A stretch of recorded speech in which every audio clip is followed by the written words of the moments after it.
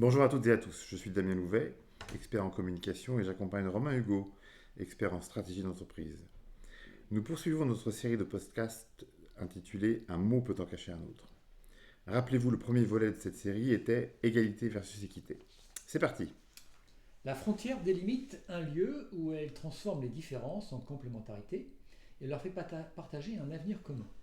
La communauté nie le lieu, le dématérialise et regroupe ceux qui se ressemblent. La communauté reporte à sa périphérie les tensions que fait naître la concurrence de la trop forte ressemblance en son sein. La frontière d'une nation est poreuse, elle régule et concentre à son niveau les frottements, indispensables joints de dilatation. Vous l'aurez compris, les mots du jour sont frontières versus communauté. Ce thème fera l'objet de deux podcasts servant deux angles d'analyse. D'une part l'entreprise, d'autre part le sociétal. Alors tout ce qui délimite est aujourd'hui vécu comme une contrainte, une entrave, un obstacle, jusqu'aux limites biologiques entre les sexes qu'il est question de franchir à présent. Le silo est banni de l'entreprise, responsable de la non-productivité, la frontière est bannie de l'Europe, responsable d'entraver la liberté d'aller et venir et d'accueillir, jusque dans la maison où la première cloison entre la cuisine et le salon est tombée depuis longtemps, cuisine ouverte ou cuisine américaine, et celle entre la salle de bain et les toilettes également. C'est peut-être le progrès, mais il a un prix. Par quoi frontières, silos, cloisons ont-ils été remplacés? L'entreprise romaine ne semble pas avoir échappé à la guerre contre les frontières. À quel problème cette guerre répond-elle? Alors cassez-moi ce silo que je ne saurais voir. Endémique des grandes entreprises, le silo est un nouveau mal. Depuis quelques années, il faut le détruire. Le reproche qui lui est fait est qu'il s'agit d'une frontière, un mur qui s'installe entre les services et nuit à leur communication. On le rend responsable d'une baisse de productivité ou d'un manque de créativité par le manque de ce mouvement brownien et libre dont on attend la nouveauté. L'organisation d'une entreprise, par fonction, par marché, par zone géographique, par projet ou selon tout autre critère, crée certes des frontières, mais est basée sur des réponses simples, voire évidentes, bien que pas toujours conscientes. La stratégie de l'entreprise, les modèles économiques, la position dominante ou la croissance ou non du marché cible, tous ces éléments amènent à faire des choix d'organisation pour servir la stratégie qui peut être de conquérir des parts de marché ou de maximiser la rentabilité ou encore d'installer une innovation. Ainsi, dans une entreprise, une fois la stratégie établie, on organise les compétences en différents services. Autant de groupes délimités en fonction de la fréquence des interactions entre ces compétences induites par les choix stratégiques. Plus nombreuses sont les interactions entre compétences, plus on les regroupe dans un même service, moins elles le sont et plus la distance est possible, voire nécessaire entre elles.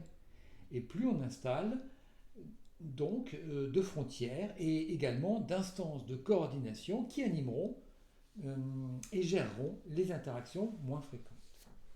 Très bien, mais en quoi, Romain, une frontière ou un silo, d'ailleurs, serait donc mauvais? Alors la stratégie doit dessiner l'organisation et donc établir des frontières dans une grande entreprise. Plus la taille de l'entreprise est importante, plus la distance s'installe entre les collaborateurs, plus il faut structurer et donc créer des services au sein desquels les interactions sont les plus fréquentes et nombreuses. Et on crée des instances en superposition pour organiser les interactions plus rares entre les services. L'effet silo vient non pas tant de la frontière, mais plutôt du dysfonctionnement des instances de coordination entre les services. On prête donc à la frontière le tort de tel ou tel comité qui en fait dysfonctionne. Par ailleurs, une même organisation n'est pas bonne pour toute entreprise. Cependant, un changement d'organisation peut être bénéfique. Non pas toujours en raison d'un changement de stratégie, mais peut-être par la nécessaire sortie d'une zone de confort ou d'endormissement, par de longues et anciennes habitudes qui réduisent la capacité d'adaptation aux aléas. Dans tous les cas, il est difficile de se passer de frontières dans une grande entreprise. Donc, vivre la frontière dans l'entreprise?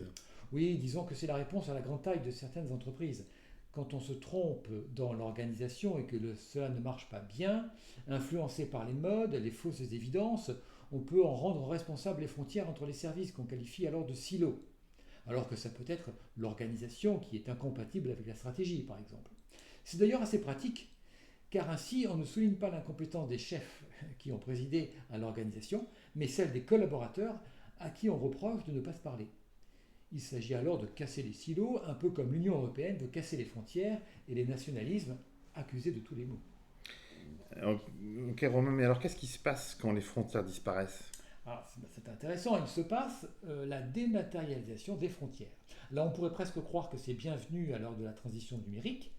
On va expliquer aux collaborateurs d'un autre temps, les has-been, selon la langue de Shakespeare, comment il faut travailler à présent, est un peu le pendant des discours politiques et leur il faut faire de la pédagogie, c'est-à-dire expliquer aux citoyens comment bien voter. Alors on a vécu ça, souvenez-vous, avec la Constitution européenne il y a 20 ans.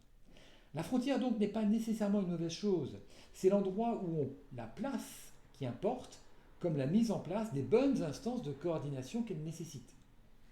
Et les collaborateurs dans tout ça, alors qu'est-ce qu'ils font? Eh bien, que font-ils ces collaborateurs quand on a abattu les silos et que la nouvelle organisation manque de structure et de lisibilité, donc de frontières? Eh bien, ils recréent des organisations et des services virtuels basés non plus sur la stratégie de l'entreprise, mais à partir de leurs affinités. Et il peut en découler une potentielle perte de contrôle des instances dirigeantes de l'entreprise. Ou encore un râteau sans structure où la moindre décision doit remonter au patron, seul arbitre et décideur.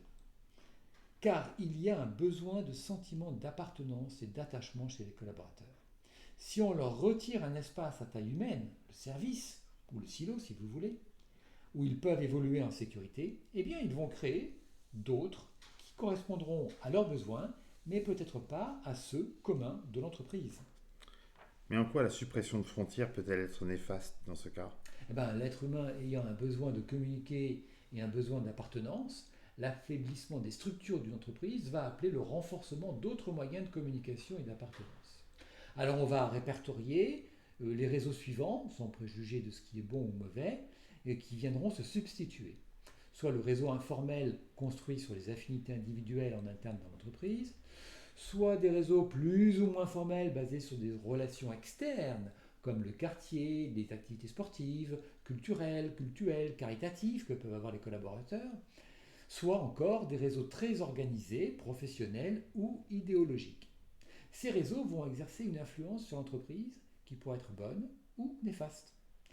Plus le réseau sera étranger et externe à l'entreprise et à son métier, moins l'alignement des intérêts défendus par ce réseau d'influence avec les intérêts de l'entreprise sera possible, et plus le risque d'impact négatif sera élevé.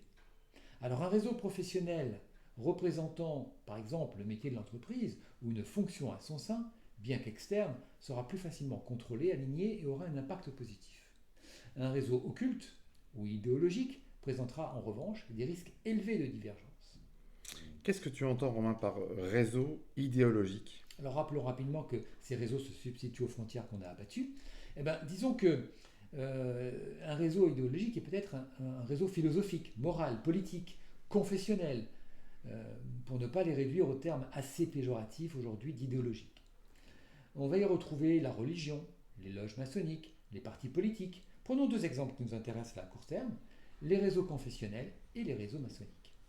Alors, les réseaux externes, donc, comme les religions ou les loges maçonniques, ont une dimension, une vocation plus large que l'entreprise. Ils défendent des intérêts qui peuvent être en conflit avec ceux de l'entreprise. Le christianisme et les loges maçonniques ont des visées universelles.